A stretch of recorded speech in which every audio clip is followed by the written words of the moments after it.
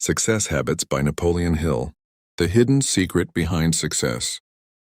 In 1908, a 25-year-old man was given an assignment that would change his life forever. Napoleon Hill, a struggling young journalist, was assigned to interview Andrew Carnegie, the richest man in the world at the time.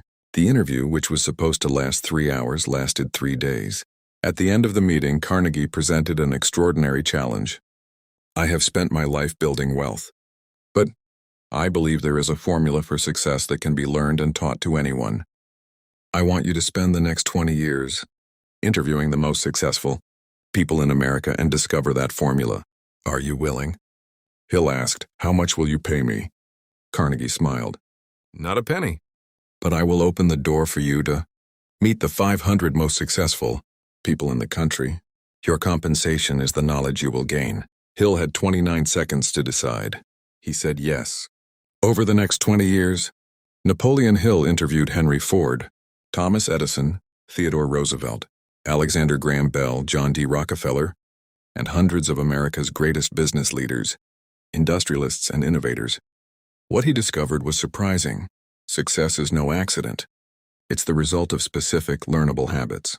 The book, Success Habits, is the distillation of that lifelong research, the practical principles used by the world's most successful people. Not theory, not abstract philosophy, but concrete habits you can implement today.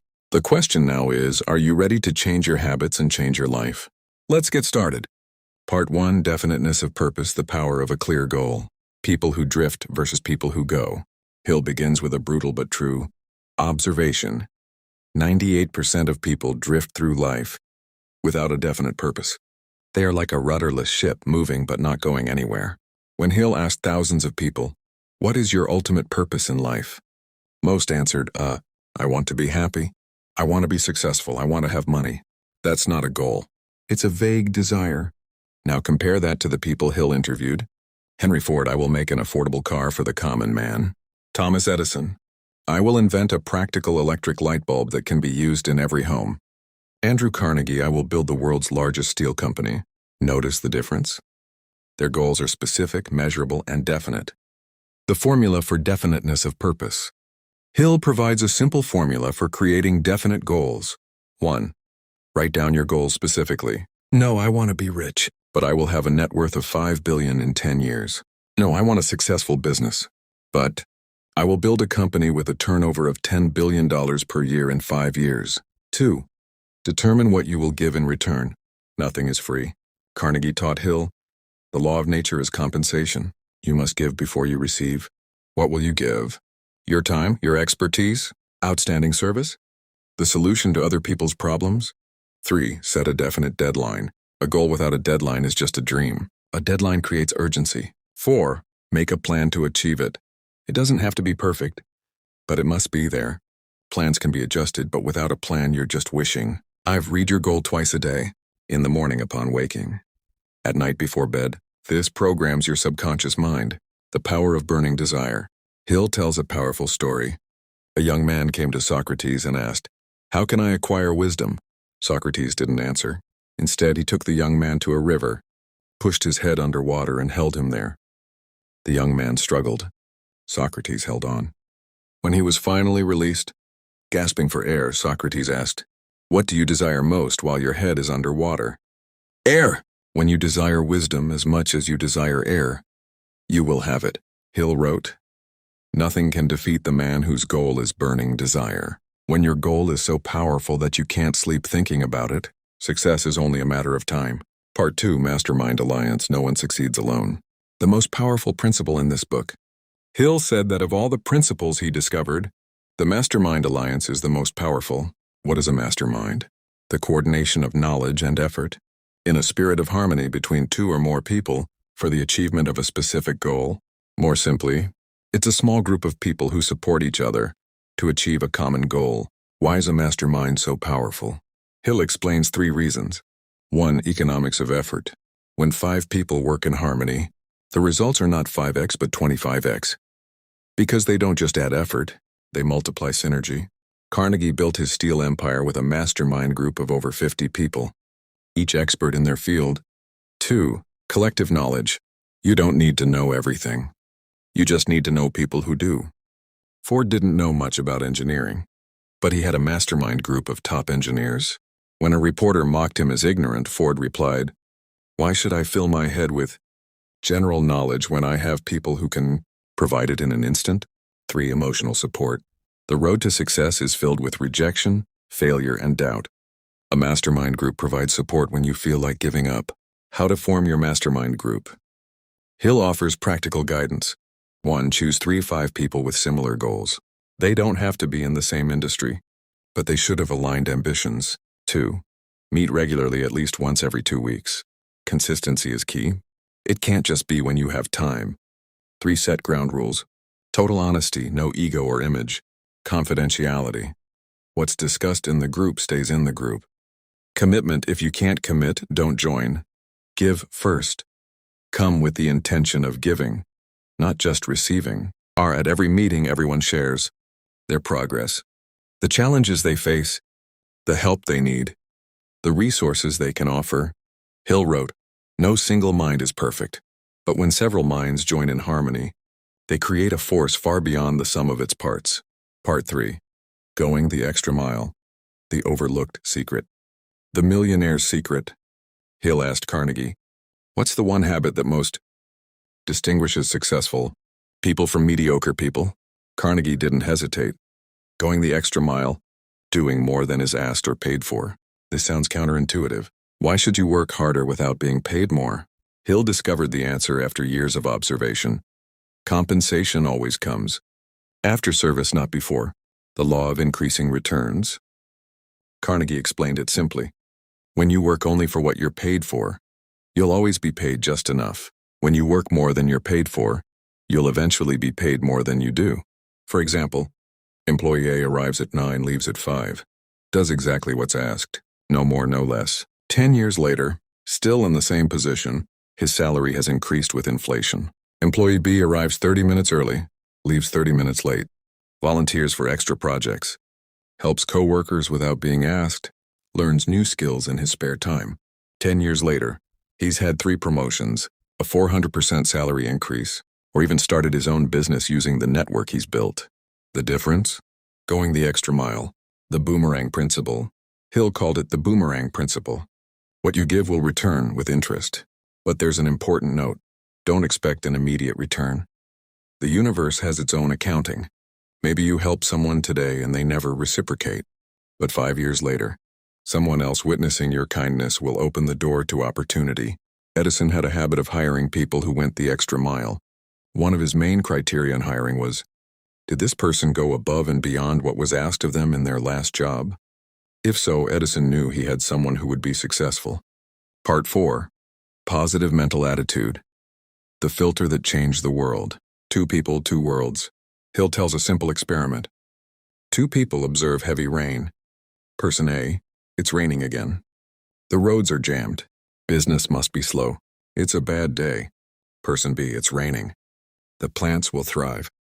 The air will be fresh. Competition will be reduced because people won't go out. A good opportunity. Same rain, 2 different reactions. Why? Positive mental attitude versus negative mental attitude. Hill found a consistent pattern. All the successful people he interviewed had a PMA, positive mental attitude. That doesn't mean they don't face problems. They face the same problems as everyone else. But how they respond is different.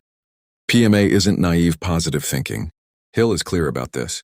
PMA doesn't mean you ignore reality or think problems will disappear with positive thinking. PMA is seeing every problem as an opportunity to learn, focusing on solutions, not complaints, controlling what can be controlled, accepting what can't, and believing that you have the ability to overcome whatever comes your way. The mental diet. Hill advocates what he calls a mental diet, a diet for your mind. What do you consume every day? Negative news about crime, disasters, corrupt politics, gossip about other people, complaints from pessimistic friends, drama-filled social media, or inspirational books, podcasts from people who have achieved what you want, conversations with positive and ambitious people, educational and constructive content. Hill writes emphatically, your mind will reflect what you feed it. If you feed it junk, you will think junk. If you feed it quality food, you will think quality. The 30-day mental cleanse. Hill offers a challenge: 30 days without complaints, negative criticism, or pessimistic thoughts. The rules are simple. Every time you catch yourself thinking or saying something negative, reset the counter to day 1. The goal is 30 consecutive days with PMA. Most people take 3-4 months to complete this, but when successful, the transformation is remarkable. Part 5. Self-discipline. Mastering yourself before mastering the world. The ultimate form of self-respect. Hill asked Carnegie, "Of all the qualities you look for in a business partner, which is the most important?" Carnegie answered without hesitation, "Self-discipline. I can teach people technical skills, but if they can't control themselves, all those skills are useless." Hill defines self-discipline as the ability to make yourself do what you should do when you should do it, whether you feel like it or not. The 10 areas of self-discipline. Hill identified 10 areas where self-discipline is most critical. 1. Thoughts. Do you control your thoughts or do your thoughts control you? 2. Emotions. Can you stay calm when others panic? Can you focus when frustrated? 3. Time. Do you use your time for what's important or are you distracted by the urgent? 4. Money. Are you living below your means or constantly in debt? 5. Food. Do you eat to live or live to eat? 6. Words. Do you speak with purpose or just talk to fill the silence? 7. Relationships. Do you choose friends based on who they are or because you're lonely? 8. Habits. Do your habits bring you closer to or further from your goals? 9. Health. Do you treat your body as an asset or a liability? 10. Focus. Do you do one thing excellently or many mediocrely? The power of delayed gratification. Hill recounts a famous experiment, later known as the Stanford marshmallow experiment, although Hill wrote about the concept much earlier. Children were given the choice: eat one candy now or wait 15 minutes and get 2. Those who could wait, those with self-discipline, later proved more successful in life, achieving higher grades, better careers, and healthier relationships. Why? Because success is the accumulation of thousands of small decisions to delay gratification for a larger goal. Wake up at 5 a.m. to exercise instead of sleeping in. Work on an important project instead of scrolling through social media. Save 20% of your salary instead of spending on unnecessary items. Learn a new skill instead of watching Netflix. One small decision doesn't change your life, but thousands of small decisions, repeated every day for years, create success or failure. Part 6. Learning from defeat. Failure is the best teacher. Edison's philosophy. Hill spent a lot of time with Thomas Edison and observed how Edison responded to failure. Edison failed 10,000 times before successfully inventing a practical electric light bulb. When a reporter asked, "How does it feel to fail 10,000 times?" Edison calmly replied, "I didn't fail 10,000 times. I found 10,000 ways that didn't work." Hill writes, "Every successful person I interviewed experienced major failure, often multiple times. The difference between them and the average person is that they didn't quit. They learned from their failures and tried again with a better approach." The 3 questions after every defeat. Hill teaches us to ask 3 questions after every failure. 1. What can I learn from this? No failure is wasted if you learn something. Edison learned 10,000 ways that don't work, a valuable lesson. 2. Does this show that my goal is wrong or just my method? Sometimes failure teaches you that you're pursuing the wrong goal, but more often, your goal is right. You just need to change your approach. 3. Is there a seed of opportunity hidden in this failure? Hill discovered a pattern. Almost every major failure carries the seed of an equal or greater opportunity, if you look for it. The temporary defeat principle. This is Hill's most powerful insight on failure. Failure is temporary. Only if you quit does it become permanent. Ford went bankrupt twice before succeeding with the Ford Motor Company. Disney was rejected 302 times by banks before securing funding for Disneyland. Colonel Sanders was rejected 1,009 times before someone agreed to his chicken recipe. They all failed many times, but none of them quit. Hill writes, the only true failure is to stop trying. Part 7. Controlled attention focus is superpower. The burning glass principle. Hill uses a simple but powerful analogy. Take a magnifying glass. Point it at a piece of paper in the sun. Nothing happens. Now, holding the glass still, focus the sunlight on a single point. Within minutes, the paper will burn. Same sunlight, but when focused, it creates fire. Hill writes, the human mind operates on the same principle. When focused on a single goal with intensity, It creates tremendous power. When scattered in many directions, it produces nothing. The myth of multitasking. Carnegie taught Hill do one thing at a time and do it very well. People who try to do many things at once do nothing well. Hill observed that all successful people have the ability to focus completely. Ford focused on one thing, making the automobile affordable. Edison focused on one problem until it was solved, then moved on to the next. Rockefeller focused on oil, not being distracted by other opportunities. They turned down 99 good opportunities to focus on the one best opportunity, the focus formula. Hill provides a practical formula for controlled attention. 1. Choose one major purpose, major definite purpose. Not 5 purposes, not 3 purposes. 1. To dedicate uninterrupted focus time, at least 2 hours each day during which you work on that primary purpose, without any distractions. 3. Eliminate the unimportant. Say no to everything that doesn't contribute to the primary purpose. 4. Review your focus weekly. Ask, am I focused on what's important this week, or distracted by what's urgent? Hill concludes with a warning. Time is your most valuable asset. Once lost, it can't be bought back. Make sure you invest it in what truly matters. Closing the success formula. At the end of his 20 years of research, Napoleon Hill summarized it all in one simple formula. Success, or definiteness of purpose plus PMA plus going the extra mile plus self-discipline. Controlled attention x mastermind x time. Let's break it down. Definiteness of purpose, knowing exactly what you want. Positive mental attitude, believing you can achieve it. Going the extra mile. Willingness to work beyond what's required. Self-discipline, consistently doing what needs to be done. Controlled attention, focusing on one goal without distraction. Multiplied by mastermind, the power of a supportive group. Time, patience to keep trying. The 17 Principles of Success.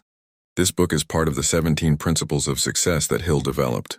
Others include applied faith, pleasing personality, personal initiative, enthusiasm, accurate thinking, teamwork, budgeting time and money, cosmic habit force. But if you just focus on what we've discussed today, you already have a strong foundation. Questions for you. Hill leaves us with these questions. 1. Do you have definiteness of purpose, a clear and definite goal? If not, when will you write it down? 2. Who is in your mastermind group? If you don't have one, who are 3 to 5 people you can invite? 3. In what areas can you go the extra mile this week? Work, family, health? 4. What do you feed your mind every day? Is it building a positive mental attitude or destroying it? 5. Where is your self-discipline weakest? What is one small habit you can change today? 6. What was your biggest failure last year? What did you learn? How will you use that lesson? 7. Where was your focus last week? Was it on the important or the urgent? The final truth. Napoleon Hill spent 20 years studying the world's most successful people, and his conclusion was simple yet profound. Success is no accident. Success is not luck. Success is the predictable result of applying definite principles. You don't need a genius. You don't need a lot of capital. You don't need powerful connections. What you do need is a clear goal, the right habits, consistency, a willingness to learn from failure, the patience to keep trying. Success is available to anyone willing to pay the price, and that price is the daily discipline to apply these principles. Andrew Carnegie was right when he said, "There is a formula for success that can be learned and taught." Napoleon Hill discovered that formula. Now it's in your hands. The question is, what will you do with it?